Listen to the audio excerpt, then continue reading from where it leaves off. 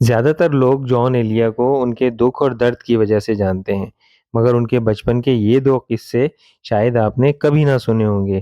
پہلا قصہ کچھ یوں ہے کہ جب رئیس امروہی جو جان کے بڑے بھائی تھے، ان کی نئی نئی شادی ہوئی اور وہ اپنی بیگم کے ساتھ کمرے میں گئے تو 3 سالہ جان دروازے پر بیٹھ کر چیخنے لگے، دروازہ کھولو، میرا گھی اندر رکھا ہے۔ دروازہ نہ کھلنے پر دلہن کو برا بھلا کہنے لگے کہ اس عورت سے کہو میرے بھائی کو باہر بھیجے۔ ان کی باتیں سن کر گھر میں موجود مہمان مسکرانے لگے۔ دوسرا واقعہ کچھ یوں ہے کہ جب جان کی عمر 11 سال کی ہوئی تو انہوں نے سوچا بھائی کی مدد کی جائے۔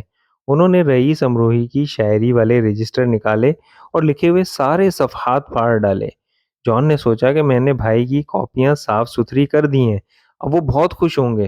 شام کو جب رئیس امروہی واپس آئے، جان نے اپنا کارنامہ سنایا اور تعریف کا انتظار کرنے لگے، مگر رئیس امروہی نے اپنی محنت کو برباد ہوتا دیکھ کر ایک زوردار تھپڑ جان کو جڑ دیا اور جان بیچارے ہکا بھکا بھائی کی صورت دیکھنے لگے۔ دوستوں، اس طرح ادب اور کتابوں سے متعلق ویڈیوز دیکھنے کے لیے ریڈرز ریپبلک کو سبسکرائب کریں اور اس ویڈیو کو لائک شیئر کریں۔